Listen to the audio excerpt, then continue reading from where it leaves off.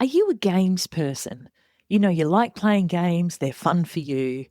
Or does the very mention of the word make you start feverishly looking for the exit? I want to be upfront from the outset. I don't love games myself, especially at weddings. In my personal opinion, I find that they feel mostly awkward and like forced prescriptive fun. But a lot of couples, including my own, love games and definitely want to include them into their wedding timeline. So I knew I needed to get someone on the podcast who knows what they're talking about. And so I messaged Mr. Matthew Vercoe, an experienced MC and now celebrant, and in all honesty, he has really changed my perspective on games at weddings because done right, a well thought through game run by an experienced MC that they've prepared well in advance for has a hugely different result than a game that is just thrown into the night for the sake of it and run by a less than enthused and partially drunk uncle. Through our conversation, I came to see how thoughtfully designed wedding reception games can actually connect guests, ease tension, and make the night more memorable for everyone. And by the end of this chat, Matt had me convinced that games aren't just filler, they can absolutely be a genuine way to enhance the whole wedding experience. He outlines how 6 of his favourite games are run, who they're good for, and who they're not as well, and when they will work the best, with a few insider tips for guests who are introverted, for guests who don't know anyone else at the wedding, or have mobility issues. Whether, like me, you're a bit of a skeptic, you're already a fan of wedding games, or if you've been worried about what your guests will be doing after they eat and drink at your reception, Matt's insights are sure to give you some fresh ideas and maybe even inspire you to embrace a game or two at your celebration. Let's get stuck into it. Unbridely is a community of pro-wedding vendors who believe in freedom and integrity in weddings, giving you options, solutions, tips and tricks to create the experience and memories that you and your fiancé really want and deserve. Because we believe that weddings are a team sport. With how-tos, stories and interviews with recently married couples, we find out what went right and what they'd change if they could go back and do it all over again. I'm Camille and welcome to the Unbridely podcast. Hey Matt, how you doing? Hello Cam, I'm fantastic. It's always a good day when I can see your smiling face. So I'm good, thank you. It's busy wedding season, isn't it? So this is how he butters people up, everyone. This is what he does. You guys might not know Matt, though. And so, the first thing that I'm always really aware of is just, if you could explain your credentials, who you are, what you do, etc. I'm not sure credentials is the right word, but I'll tell you, we were just talking about this now. We talk for a living and it's a good thing. My name is Matthew Vercoe. I started my journey in the wedding industry or as a host, as an MC. All the way back in 2018, emceeing receptions. So I'd get a run sheet, turn up, build some rapport with the guests and the couple, and then MC the reception. And I thought, this is fun, this wedding thing. So I started going along to some ceremonies. This is where I met you, Cam, and some of the wonderful celebrants here in South Australia. And I become a married celebrant I think it was about 2022 or so. And that's now my full-time job.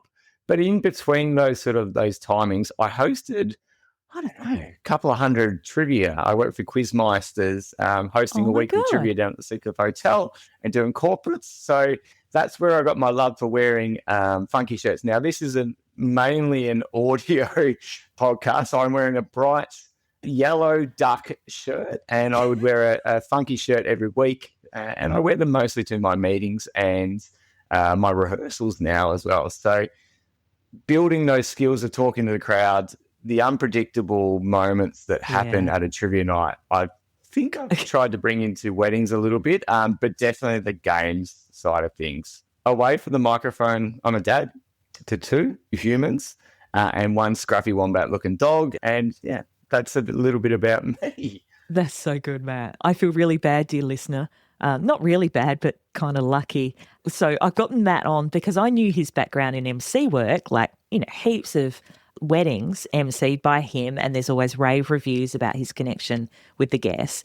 And I knew he'd become a celebrant. He's an excellent celebrant. He's in very high demand. He has his own very personal style, but I didn't know about the quiz nights. So I finished hosting the regular quiz nights back in August 2024 because the wedding game for me was just starting to get bigger and bigger. And Yeah. I wanted to put my time and energy into something that I was really passionate. Not that I wasn't passionate about the trivia, but it was just getting a little bit too much for me. And my kids are at school, so there's all those, after school activities. So it's not something I've done for, well over a year now. I still do corporates every now and then. And corporates are great because they spend money, they want to drink, and they just want to have fun. So I'm just a tool for that to happen, basically. And that's exactly what we're doing. We're just having fun and chatting to the crowd, and there's no cameras, there's no anything like that. So there's no evidence. Excellent. No, that's right. That sounds really incriminating, by the way. Yeah, well, that's what I wanted to ask most is, I can imagine at a quiz night, at a pub, people are juiced up and you would just get heckled mercilessly. Would you not? Oh, absolutely. And that's the best part of the job, right? So if I had pronounced I can't even pronounce it now. Mercilessly. I shouldn't have tried such a big word. Or tried something and it didn't work. That's when the crowd would turn on you. And that's the best part because you're like, cool. I always like it, to be honest, when the crowd is talking to you because it gives you a chance to respond or to have some banter. Now, there's always, a line, of course, but I think that's the best part. If the crowd are listening to you or if they're able to heckle you, that means they're listening, right? So it means they're engaged. So that's a good thing. Listening. I like that part. I really like that part of it. I think one of my skills is to be quick and quick-witted. So, if someone comes to me, I'm going to have something for them pretty much straight away. And I think that's the fun of it. I think that's the good part. It's not for everyone. Absolutely. Who wants to go and talk in front of a crowd and then be heckled and booed and all those sort of wonderful things. We had lots of beautiful moments as well. I got to know my punters really well and, they started off without kids and some had kids throughout that time. And so there's a journey in there as well. So they trust you to deliver a good time for them. When people go to trivia, they want to escape, right? That's basically what it is. They just want to turn up, have a chat with their mates. 2 hours later, they walk out, they've had a couple of beers and they feel better about everything, right? Yeah. So that's generally what it's about. So there's a combination of music, very good questions, and then just making the rest of it up, I think, the key. That's where your unique skill set lies, Matt. Doesn't it? Sure. Yeah. I think don't know. Like, I worry sometimes that, if this wasn't our jobs, what other value would we have in the world? I'm really not sure. But we don't need to worry. That's a great question. And I don't know. I just don't know either. Yeah, I don't know. But let's not think about that too much. So let's get down to brass tacks. We could talk all fucking day. Absolutely. But we're going to concentrate on some information, some background, some of your experience in wedding games, because I'm getting this question more and more. Hey, Camille, what do you recommend? And blah, blah, blah. And I'm like, this is not my ballpark in the slightest, but I know someone who would be completely at home. So talk to me. Wedding games. How do couples do it? Where's the starting point, Matt? The starting point is, and with anything with your wedding, does this feel like us? Does personal vows feel like us? Does how we enter into our ceremony, does a reception wedding game feel like us? Yeah, it absolutely does. Okay, that's a great start. What do you feel like? What energy do you want to bring? Who's hosting it? Like, I think that's the next question as well. Who's hosting it? Because that's a really important factor. When I was just emceeing receptions, I was hesitant to host shoe games and things like that because I didn't know the couple. So I was hesitant to be involved because anyone can grab some questions off the internet and they'll be okay. Yep. But they're not going to land with your guests. They're not potentially going to land with you. They could ask something that just doesn't apply to you, or it could be offensive to a certain extent. It doesn't sit well. Everyone is very different. So when I marry couples and then when I stick around and MC, I will always host that shoe game because I've got to know the couple a little bit better. I've read their story. I've got their questionnaires. I've spent time with them. So I have sort of some standard questions I like. I'll start with a shoe game. It's the most common game that you will see And at first, a Matt, reception. sorry to interrupt you, but like a lot of people will go, what the fuck's a shoe game?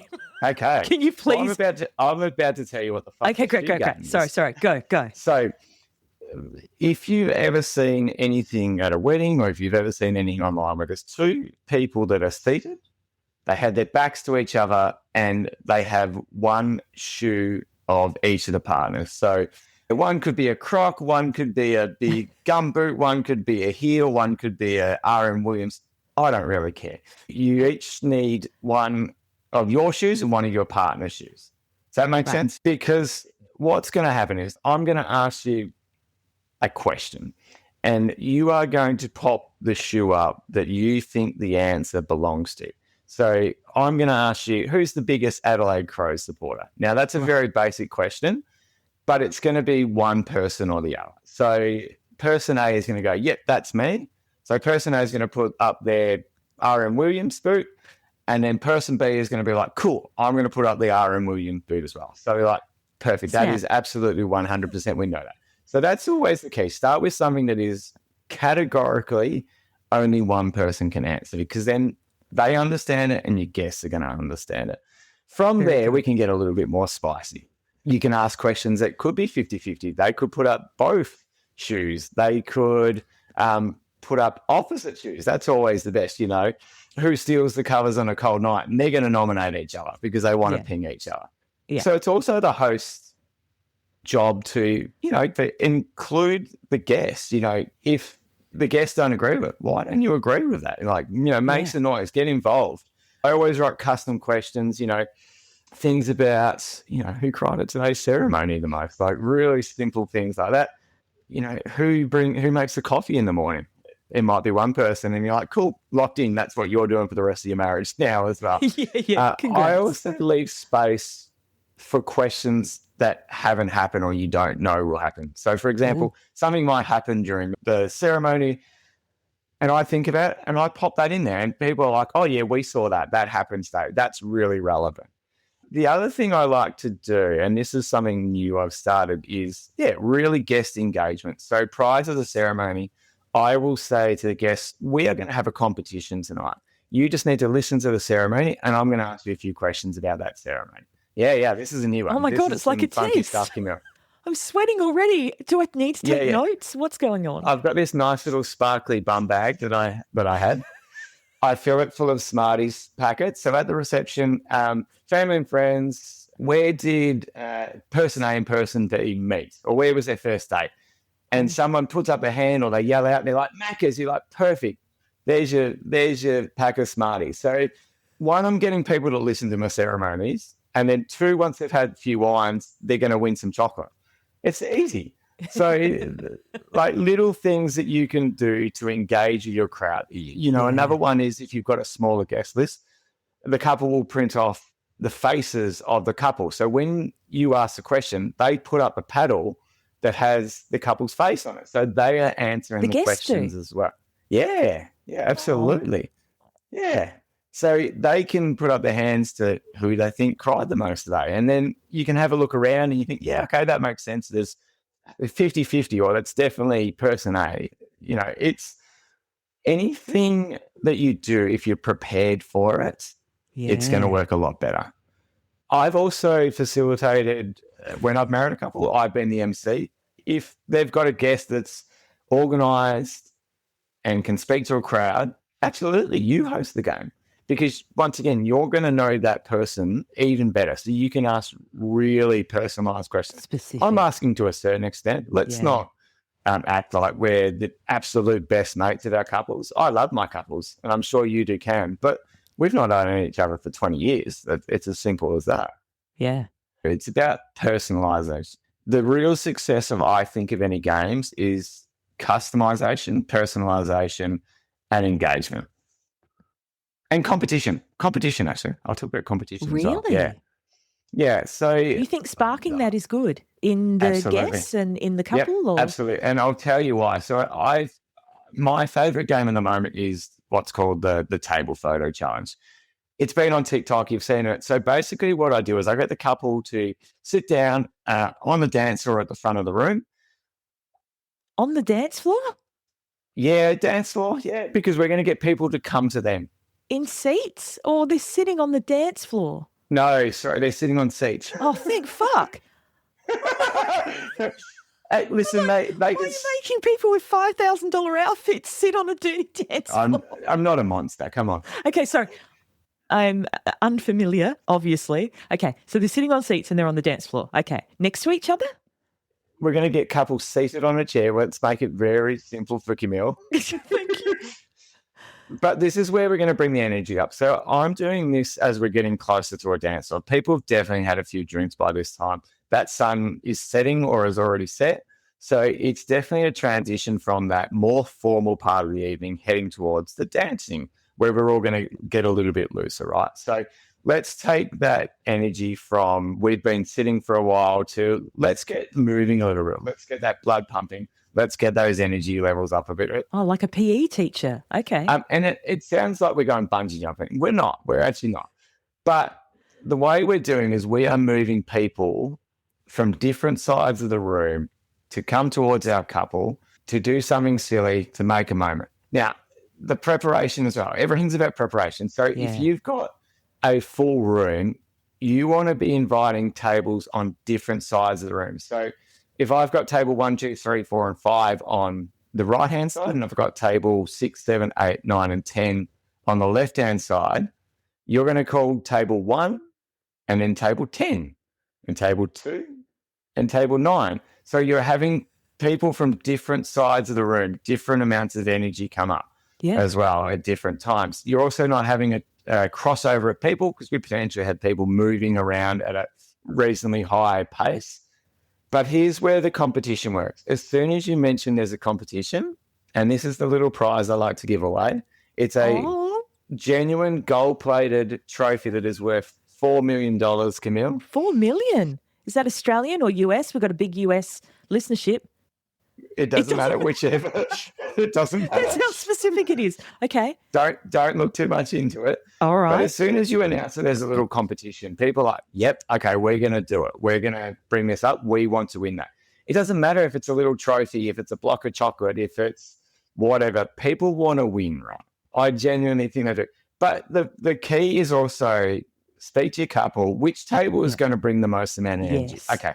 Table 10 is going to bring the most amount of energy. So they're going to set the bar already up here. And then everyone else is going to want to take it higher. So people are bringing flowers. People are bringing people. They're putting them on shoulders. They're elevating that level each time that someone comes up. Now, you can get your couple to decide who they think is the best table as well. So, okay, our couple's going to announce who they think is going to be the winners. You're always going to have high energy music. The Benny Hill theme is great. Otherwise, there's all sorts of music. Sneaky Sound System have a song called Photographs, I reckon. But anything with a bit of energy is going to work really well. And then your MC, as I said, keeping that energy up, talking throughout it. At some point, you can go over to a table off mic and say, listen, they've been pretty good. Why don't you do this? Well, you're egging people on as well. Yeah. So that's sort of the thing. The other question I get is, we've got elderly guests. What are we going to do there? Yes. We go and talk to them prior. I was just thinking that because movement and mobility and... Yeah. So this is where everything is planned, right? So I will always go and speak to that table, to the elderly guests and say, listen, this is what we're going to do. Sometimes we can move them off to the side and they'll come in. Most of the time, I take the couple to them. All right, we're going to do table 5 now. My couple's going to move over to them and they're going to have their photo there, and then the couple's going to come back. So it's all in that planning and communication, right? Right. So there's no rules, but let's make it easy for people. I think that's the thing. Yeah. And then you get your couple to announce it and the rest of the people will boo them, and there you go. It's something that's made. Another little tip is if you are not going to be doing a first dance or any formal dancing to open a dance, or you might have done your first dance at the start of the night, you might have chosen to not do a first dance. And You don't have to do a first dance. Let's be very clear about that. Matt, No, I know, shocking. if I had pearls, I'd clutch them. Yes, I know. What an absolute rule breaker. You don't have to do a first dance. But what you could do is you could do the table photo challenge. Once you've done that, we're going to get everybody on the dance floor. We're going to announce who the winning table is. We're going to do a countdown from 3. The couple's going to announce who the winner is. As we count down from 3, we drop a song, lights are dimmed, and your dance floor's open. You've got people moving, everyone's on the dance floor, and it's a different way to open your dance floor. Geez, I'm breaking some rules today, Camille. My goodness. It's shocking. It's shocking. Sorry, I might be a bit slow. Dear listener, it is the morning and I haven't had any caffeine yet, but I've only just worked out that game that you just described when you're calling people up from their tables is actually like when they come up and pose for a photo with the professional photographer. Yes. With the couple sitting there. Yes. Right. Yeah. So literally your professional photographer will just stand in the one spot. Now, that's what we're doing. So we're actually getting photos. So you will have some photos, some group photos or some smaller group photos. Now, really simple when you have a sit-down dinner, right? When you have a cocktail reception or you've got pizza or whatever, how does that work? How does that work? So you're just going to say, if there are some smaller tables, I just want groups of 6 or 8 or 4 to sort of move towards those tables or move towards those areas. And then I'm going to walk around and nominate. I'm literally just going to point at them who's up next. So It's all just in your host making it work, right?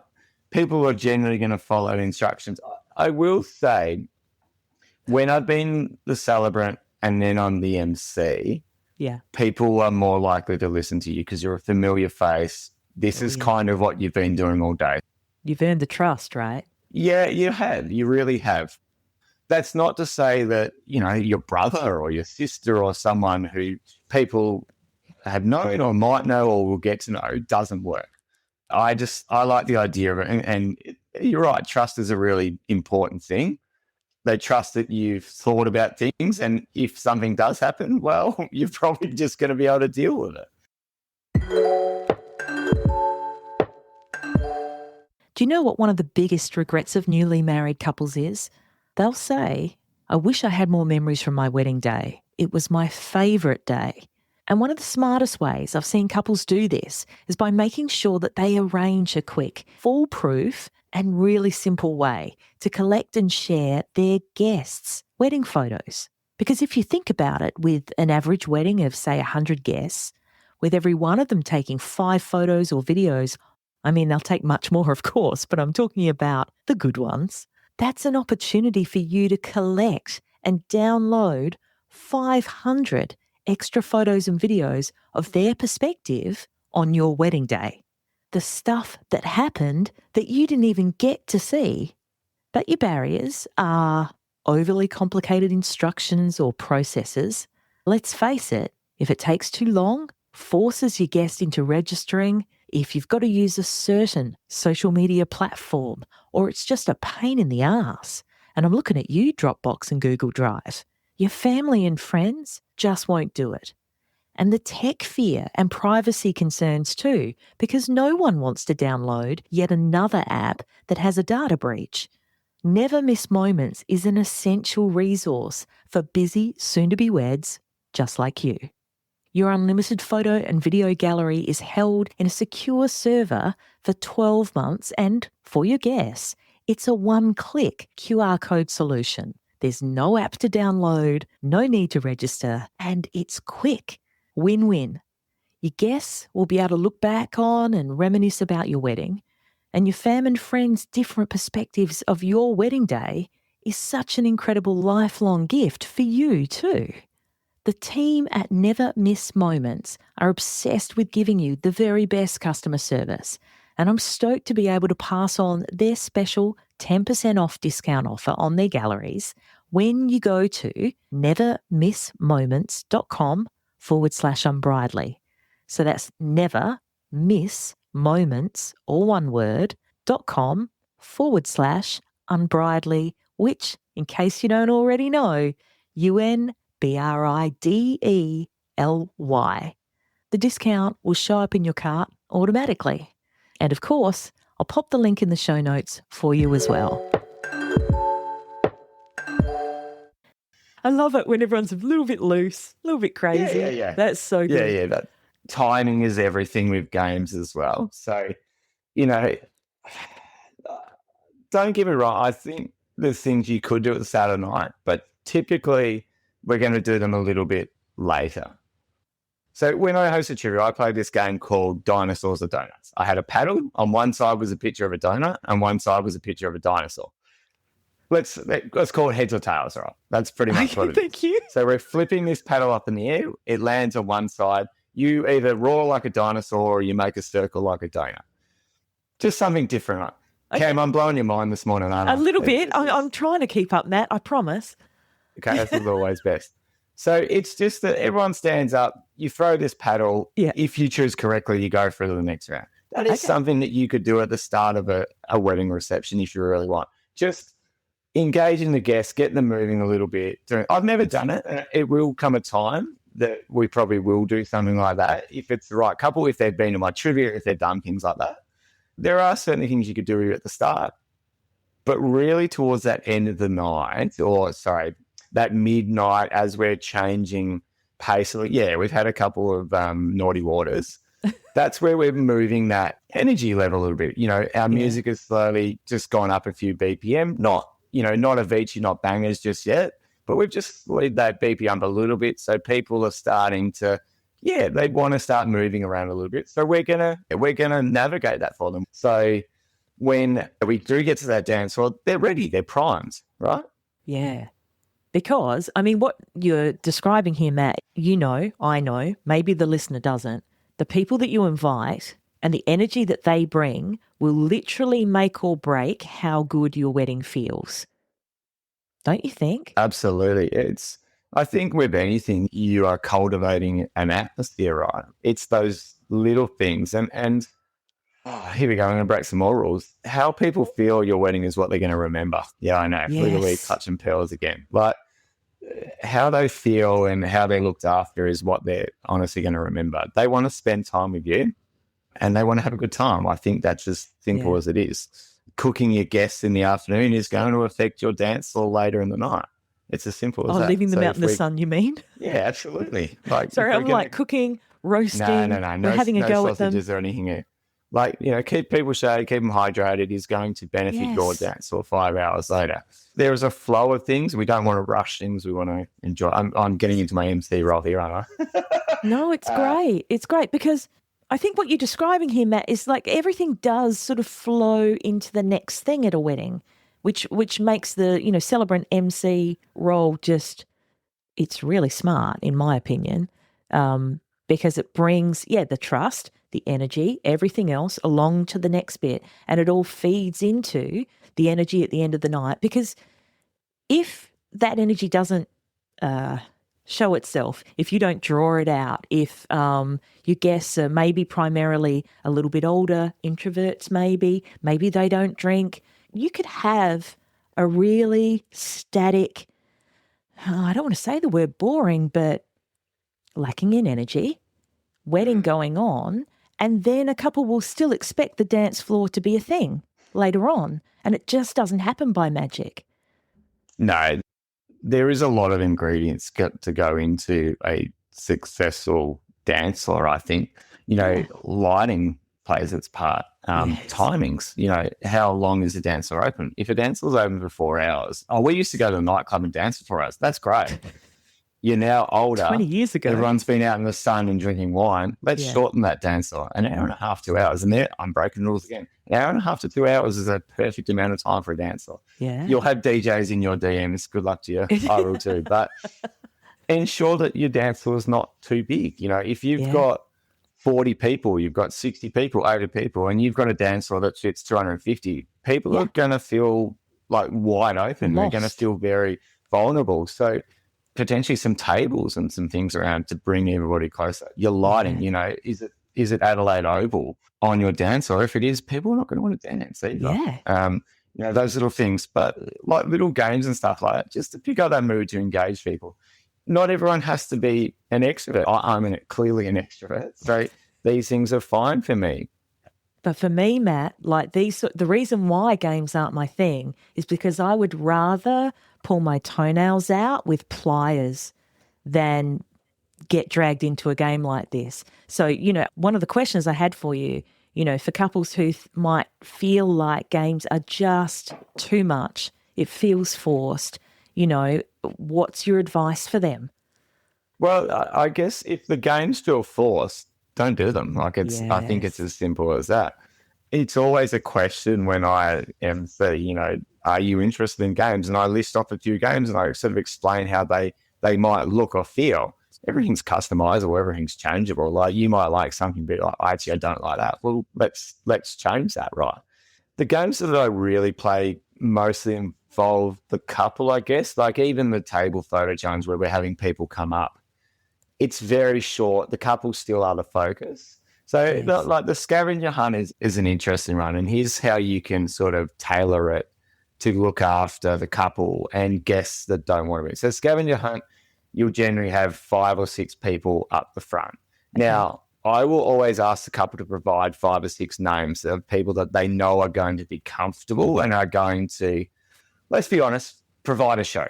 Yeah. Because we don't want you to invite person Z up who is super shy, doesn't know a lot of people, because that's going to be really uncomfortable for them. It feels like social death already. Yeah, absolutely. And I'm always looking at body language. I don't want Yes. someone to really hate it because I feel uncomfortable and I feel bad for them, like very genuinely. But if I bring up person K and they come up and their hands are up in the air and they're hooting and hollering, they're probably going to be the right Like they're on The person. Price is Right. Yeah.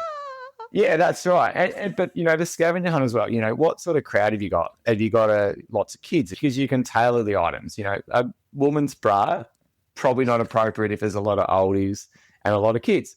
Now, we got a lot of mates in the footy club. We got a lot of mates in the netball club. Perfect. This is going to hit really well. Let's go for it. Now, I don't want to say that's the only, you can find something that's blue. You can find something that's whatever. Now, you could also write 10 items and you only pick 5 or 6, right? So you're sort of eliminating things dependent on what the crowd is doing, how they're reacting, if it's a little more risky or if it's not. So being smart about your hosting as you're hosting it. And that's not an easy skill, don't get me wrong, but that's your years it's also experience. It's also, understanding a crowd, understanding a couple. Like, are you looking at, not that the couple are involved in this, but they may be involved in this because it may be the groom that they need to get at the end. Like if we have a groom, of course, does that person have any injuries? If they do, well, let's maybe not pick them up and carry them. Like, what are we doing about? Yeah, we're making sure that it's targeted to the right people. And I think that's the same with anything. Yeah. Like it's the same with speeches as well. Yeah. Who should do a speech at our wedding? Well, who do you want to do a speech? People who want to. Who wants to do a speech? Yeah. You'd love one of your parents to, but they're going to stress about it all week. They're going to be sweating before it. Don't make them do it. They don't want to do it. They much prefer to have a chat to you in private. So it's the same thing at games. Who do you think would want to do it? You don't have to ask them, but who might want to. So it's just looking after people. I think that's the most important part. Yes, people before performance. That's great. Yeah, absolutely. You were saying, and you've said repeatedly, preparation can absolutely make or break any activity. It sounds like, your very first step is going, what does the couple want and need? And then from there, what do their guests feel comfortable and want and need?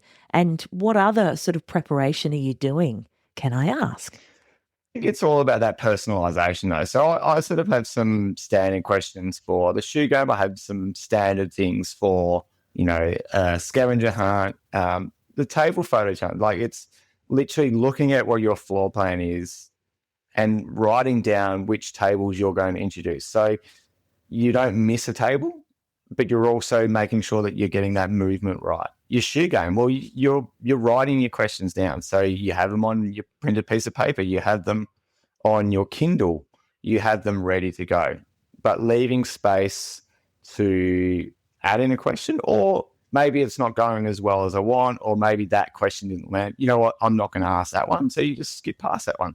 nobody's any the wiser. So Yeah. I think it's all about trying to find those important things, those things that are going to work really well. And, remembering moments from the day, like, with anything, you're remembering key moments. Yeah. Did one of the groomsmen split their pants at some point?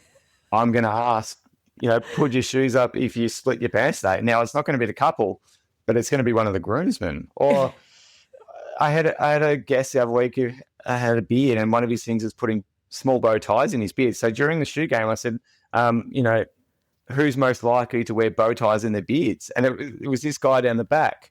I ended up having to use a bit of time later because we were just transitioning. So I went and spoke to him, and he's like, oh, yeah, I've got about 400 different bow ties I put in beard. So it's about making those little moments. You're very confused. I was very confused by this as well, but it's his thing. Yeah. And Sorry, I'm just trying. like, you are seeing what's going on around you. I think that's what, be prepared to be unprepared is kind of the thing. You've just got to see what's going on around you. And that's the most important, I think, to any sort of hosting role, is just listening and looking, because if you can see it, if you can hear it, people around you can see and hear what's going on. Yeah. And like, that's definitely what you do. I know I've seen your ceremonies, Cam, and you're really good at that. If something happens, within reason, you're making a mention of it, or you make a comment. And I think that's the things that people really remember. Those unscripted moments are really the cool parts. Absolutely. One of the reasons that I'm so on that, if I see it, if I hear it, if I smell it, then everyone else does. And it's just, it seems really disingenuous just to prattle on with your script and do exactly what you were going to do, and because it's not a play. And the reason why I'm so on that is when I was in high school, I used to be in the school plays, right? And I had a role, and I had to be a police officer. And so I had my little fake police gun. There was no holster though.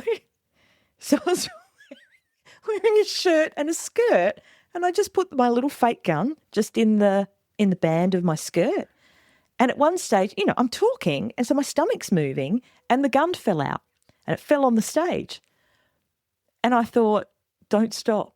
So I thought, don't stop, keep going. So there I was, pretending to be a police officer. My gun had fallen out onto the stage, and I left it there. And my drama teacher, after the play ended, just went, okay, Camille, I'm glad you didn't stop. That's great. But what would a real police officer do if a gun fell out onto the ground? And it's like, oh, yeah. We have some fantastic celebrants who are police officers here in South Australia. Oh, do we really? We certainly do. And I highly doubt that they would just be dropping their weapons and continuing on. It was a big learning moment for me. Well, it's kind of like us. We're talking and the microphone falls, and you just keep talking with your hand right. Like it doesn't make any sense. It's a little bit weird, but it's good because it's also one of the first rules of comedy, right? Is the callback.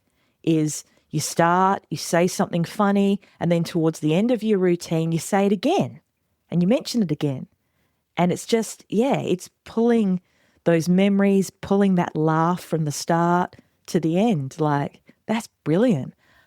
You have given us so much, Matt. I'm going to push you for a tiny bit more. Absolutely. Shoe game. Dinosaurs and donuts. Was that right? Yeah, that's one of mine. That's a trivia game. But yeah. Scavenger hunt. Yep. Table photo challenge. Table photo challenge. Yeah. Are there any others that I don't know, might be a bit new? I've played once before. Yeah. And it's called Guess Who. So this really relies on the couple being super organised and writing a series of questions about their guest. What will happen is everyone will be seated. I'm going to read a question. If you think that question applies to you, I'm going to get you to stand up. So question number one might be, if you've got a lot of people travelling, who's travelled from Victoria? So one table of people will stand up, right? Yeah. They'll sit down. Who's travelled from WA, and so on and so forth. Stand up if you're a plumber. One of the couples might be a plumber, so there might be 10 plumbers in the room, so they stand up. Yeah. They sit down. a couple wrote this question, stand up if you've ever been ripped off by a plumber. And then, 40 people stand up. So what's the point of the game? The point of the game is potentially you might have groups of friends, people that don't really know a lot about each other. So they're sort of being introduced to other people. But what this couple did was, and they did it well, is they had a lot of single people in the room. So the last question they asked was, who's single and ready to mingle? And literally 40 people stood up and they're like, cool, you're all the single people. Yeah. So it was like a Tinder game, right? Like it's very simple. And by the way, shout out to Tinder, who are keeping the wedding industry alive. So thank you to Tinder. Yes. And this segment is sponsored by Tinder. Swipe your way to happiness. Swipe right. Swipe right for the Unbridely podcast. So I've only seen it once, but it was the amount of work that the couple put in to prepare these questions was the success of it, right? Yeah. I've also thought this, like, you could do trivia at a wedding if you want. Short and sharp, make it punchy. So you could have a Quizmaster trivia where people just involved. You could do wine tasting. You could do anything that you really want to. It just involves organisation and setting it up, So like gin tasting, we go to all these beautiful distilleries and wineries. Why are we doing wine tastings? Why are we doing gin tastings as part of the reception? Gin tasting as part of the reception. What are you thinking? How are you thinking that could go? I'm thinking, particularly at the start of the night. Yeah. You come in, and whilst there's some lay time, you have someone who comes out who knows what they're talking about and introduces you to some of their products. And just literally like you would do at a normal tasting, when you sit down and you could taste the different products. So then later in the night, people are like, oh, cool, I want to have a drink of that. I know what it tastes like, so I'm going to continue to drink that as well. Just making those little things. If people really do like their food, or if they like their, their gin or their wine, just doing something that's authentic to you. That's brilliant, Matt. There's no rules. No, now you've got me thinking. Now you've actually got me on board. Oh, cool. We've only taken 40 minutes. That's good. No, it's not my thing. Like, games are not my thing. Forced participation, and I know I'm not alone in saying this, it really makes me feel like I want to revolt against things. Like there's something really primal in me that just goes, no, don't force me to do stuff. And I don't know why. It's very strange. But anyway, but you sold me completely with the idea that if a couple really thinks about who they are, what they love, what they want to spend most of the night doing, then let's work that into not necessarily everyone participates game, but, it's an insight into the couple. It's an insight into their guests. It actually deepens the whole experience. And that's fucking gold.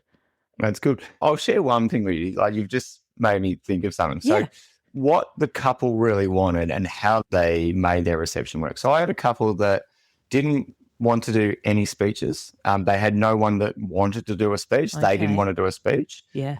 And they didn't want to do any formal dancing. So, traditionally that's what makes a reception. No, it doesn't. What makes a reception is people being together. That's what makes a reception. Yeah. So my couple did an entrance, they cut their cake, and then I said to their guests, family and friends, we've just got a big party tonight. Our couple have chosen not to do speeches. They're not going to be doing any formal dancing, but what they want you to do is just mingle. Yeah. There's going to be lots of food coming out. Go and grab a drink. Go and have a chat with someone new, and we will have 2 games later. I'll let you know when they're coming up. I'll let you know what's happening, and then we'll just play those couple of games, and then you can go back to eating, drinking, and then we'll open a dance floor later. So people are aware of what's going on. Yes. They're like, oh, cool, I can just go and enjoy myself. So why I mention that is your reception can be absolutely anything you want it to be. These games work really well. It was the first time that I did this crowd engagement game for the shoe game. And I actually suggested to my couple that we do the table photo because the first game worked really well. And I thought, this crowd is great. Like they really... They're ready, yeah. They're ready. Mum and sister were really energetic. People side bounced off them. And I just got to know people throughout the night. Gave away chocolates, gave away things. We were out at Alroo Farm. Now, you're going to hate this, but this worked for them. Horses, courses, I get it. When people knew an answer, they just had to make an animal noise, and that alerted me to them. Now, I know, this is how my brain works. I get it. Keep going. I should mention that one of my couples really loved animals as well. So okay. Context, it yeah. meant a lot to her as well. There was big parts of their story that revolved around animals, so it worked in with everything. Plus, my brain just thought that would be funny. You don't do anything without thinking, is this for the couple? Is it going to work? Are my guests going to respond to this? And with that one, if you didn't want to make an animal, you don't have to. You don't have to be involved. You can just sit back in the corner and just watch what's going on. Laugh at everyone else. I'm not walking around saying, I want you to moo as a cow. You don't have to do that. No, that's right. I do get that they're not for everyone. And that's there's certainly they should never be forced. You should never do games because you've been to a wedding and they've done a game. You should never do a game because you think you need to fill time. Thank you for saying that. That's the wrong thing to do at a reception. Don't fill time. Just let time be. Let's just let it be. Let people mingle, let people eat, let people drink, let people catch up with people they haven't seen from school or they haven't seen from WA or whatever. Just let people cruise. Your feet are going to get sore. You're going to be tired. You're going to want to sit down. You're going to want to chat with the people that you used to go to the nightclubs on Hindley Street with. Just allow space. Don't do things because you think you need to do things either. Yes. Do it because you actually want to be involved in it. That's absolutely perfect. Matt, if someone is listening and going, oh my fucking God, I love Matt. I need him. I need him to do my ceremony. I need him to do my emceeing. I need all the games. Where can they find you? That's a very good question. They can find me on Instagram, Matthew Vercoe _celebrant and MC. They can find me on the internet, www.matthewvercoe.com.au. If we're not plugging ourselves, we're not doing it right. I have school fees to pay. I will be very upfront. I am learning this new thing called a video guest book. So it's another level of engagement where I speak to you, I speak to your guests on camera and ask them about the wedding day, ask you about connection, and then they get a nice little video at the end of the day to remember all those little moments because we've spoken extensively. Your wedding will go very fast and there are lots of little moments. So let's remember those. Let's make moments of those. So celebrant, MC, video guest book, duck, shirt, wearer. I don't know what else we did. You're the full package, Matt. You're the full package. Really appreciate your generosity as well and being super open and love that even you who is loving all this and me on the other side going, I don't like it. The whole idea is horses for courses. Absolutely. That it needs to work with you. And if it does, then brilliant. I love that message. I really appreciate it. Absolutely. Thanks, Cam. Hope everyone kept up and good luck in your wedding planning. Thank you very much. Bye. Bye. That about wraps it up for this episode of the Unbridely podcast. For the links and resources we mentioned, please head to the show notes. And if you love the show, please review and subscribe on the podcast platform you're on now so you don't miss out on a single episode. Thanks so much for listening. And remember, weddings are a team sport. Catch you soon.